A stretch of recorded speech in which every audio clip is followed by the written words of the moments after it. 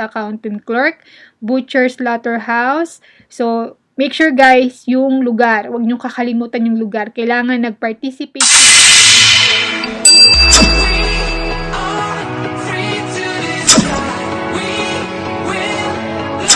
Hello everyone! Welcome and welcome back to my channel. At kung bago po kayo dito, hi! My name is Jane. Kamusta po kayo? Thank you for stopping by. For today's video guys, excited lang ako na i-share sa inyo yung bagong program dito sa Canada. Nabasa nyo na siguro sa thumbnail ko. At bago ko simulan kung ano yung program na yun at i-share sa inyo kung ano yung mga process nila, gusto ko muna ulit pasalamat sa mga nagtiwala at nag-subscribe sa channel ko. At kung hindi pa po kayo nakapag-subscribe, please consider subscribing in my channel.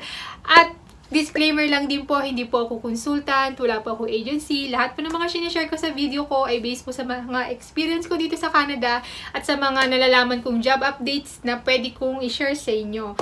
And yun nga guys, yung bagong pilot dito sa Canada na nag-start siya this January 2020 at until January 2023 siya guys. So this is a new program here in Canada and it has an open work permit, meaning guys you can work up to 2 to 3 jobs while waiting for your PR application. And this program guys has some very few requirements. Compare mo siya sa express entry and provincial nominee program.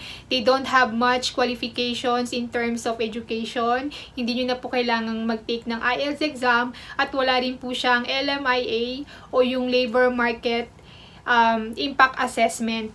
And ang maganda dito guys, they will issue an open work permit with 2 years validity or until na makuha nyo yung permanent residence card nyo.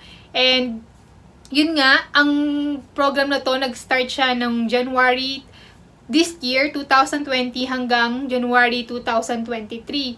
And during this time guys, yung government of YUKON ay ina-assess pa rin nila ang effectiveness of this program, which means they will see how many people are actually able to immigrate or live and work in YUKON. Then after 3 years guys, they will decide if they will extend this program or gagawin lang nilang temporary or permanent and i-close na lang nila. And ngayon guys, huwag nyo i-skip yung video. Turo ko sa inyo kung about dun sa pilot, kung paano kayo makakapag-apply at kung paano rin kayo makakapaghanap ng employer na pwedeng makapagbigay sa inyo ng job offer.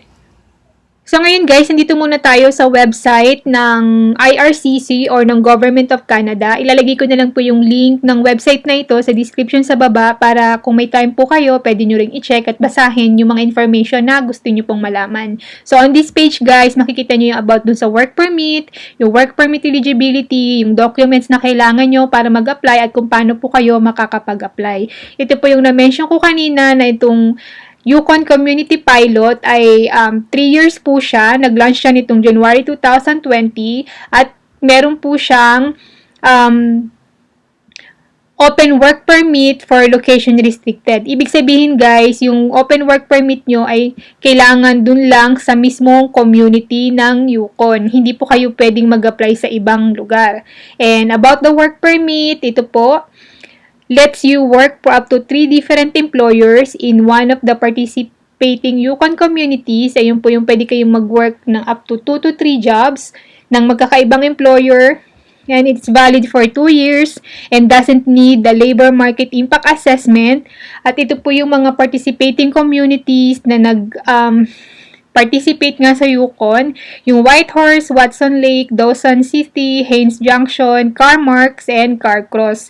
At yung work permit eligibility po, kailangan guys, para mag-qualify kayo at makapag-apply kayo ng work permit, kailangan magkaroon kayo ng 2 or 3 eligible job offers. At have a signed letter of support from the government of YUKON and meet the general requirements for a work permit. So, i-click nyo lang to guys, yung mga naka-highlight na to. So, for the job offer requirements, guys, ito po yung mga kailangan yung i-meet na requirements. Yung una, they must all be in the same participating YUKON community and they must add up to at least 30 hours of work a week equal to a full-time job and they must be non-seasonal and the wage must meet or exceed the minimum wage. So, click nyo lang ito naka-highlight, guys, para makita nyo yung requirements nila na minimum wage. And your experience must show that you can perform the duties of the jobs offer.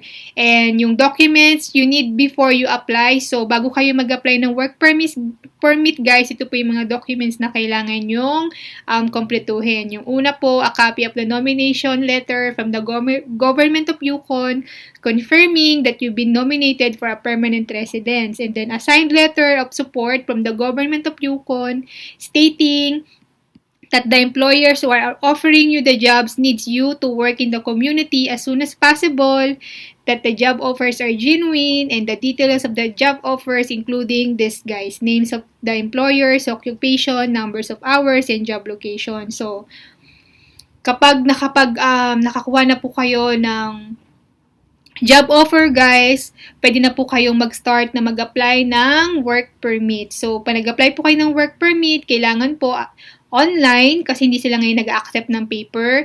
And then, select nyo lang kung saan kayo nag-a-apply, kung outside Canada po ba kayo or from inside Canada. So, from outside Canada, ito po. Then, click nyo lang yung continue. So, ito po yung mga step by step kung paano kayo makakapag-apply ng work permit from outside Canada. So, ayan. Applying from outside Canada. So, make sure yung step 1, you have what you need. So, yung step 1 po, kailangan meron kayong scanner, camera to create electronic copies of your documents, and you have a valid credit or debit card. So, kailangan nyo rin pong gumawa ng account, online account. So, may babayaran po kayong fees dito.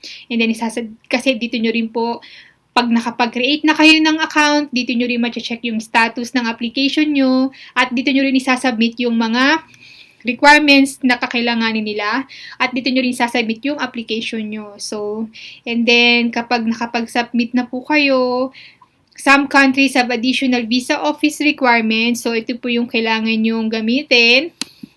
Click nyo lang yung pagkailangan ng, halimbawa, sa Philippines. Try natin yung sa Philippines. So, yan. So, visa office requirements. Click nyo lang tong highlights na to guys kung ano yung kailangan nila na requirements pa na additional requirements. So, then yung step 4, prepare your answers to get your online checklist. So, ayan guys. Kung meron kayong time, pakibasa nyo na lang po. And, yun. So, ngayon naman guys, ituturo ko naman sa inyo kung paano kayo makakahanap ng possible employer na pwedeng magbigay sa inyo ng job offer. And, ilalagay ko na lang again yung link ng website ng YUKON sa description sa baba para may check nyo rin guys pag meron kayong time. So, nandito tayo ngayon sa mismong website nila, Immigration Home, and then click lang natin tong Immigration YUKON. So, yan, then click natin tong Apply to hire a foreign worker through the YUKON Community Program. So, actually guys, i-direct kayo mismo dun sa employer responsibilities. Kung meron kayong time, gusto nyong basahin kung anong mga information para sa mga employer, pwede nyo po siyang basahin guys. So, punta tayo dito sa what if I do not have any jobs to offer to a foreign worker. So, yan guys. So, dito po kayo makakahanap ng possible employer na pwede magbigay sa inyo ng job offer. So, try natin itong YUWIN Job Board. Click natin.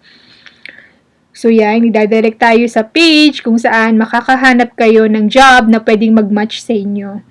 So, yan. Ayan po yung mga latest jobs na hinahanap nila. And take note, guys, kapag maghahanap kayo ng trabaho na match sa inyo, make sure na yung lugar ay nag-participate sa YUKON Community Pilot. So, ito po yun. Yung Whitehorse, Watson Lake, Dawson City, Haines Junction, Carmarks, and Carcross. So, makita nyo ito dito guys, may Whitehorse, may Dawson City. So, ito po yung mga possible na pag in-applyan nyo, ay pwede kayong makakuha ng job offer. So, ito, housekeeping, room attendant. Ito na po yung NOC niya. Housekeeping, room attendant, technology sales. So, yan. Check nyo na lang guys. Explore nyo na lang po. Baka merong mag-match sa qualifications nyo. And then, try naman natin yung isa pa na website na pinrovide nila na pwede kayong makahanap ng possible na employer. So, yan. Bumalik tuloy ako. So, try naman natin tong Service Canada's Job Bank. lalagay ko na lang again yung link ng website na to guys sa baba para makita nyo at makapaghanap kayo ng possible employer nyo. So, yan. Ito po. So, yan guys. So, makita nyo Whitehurst sa YUKON. So, ito nandito na rin yung salary.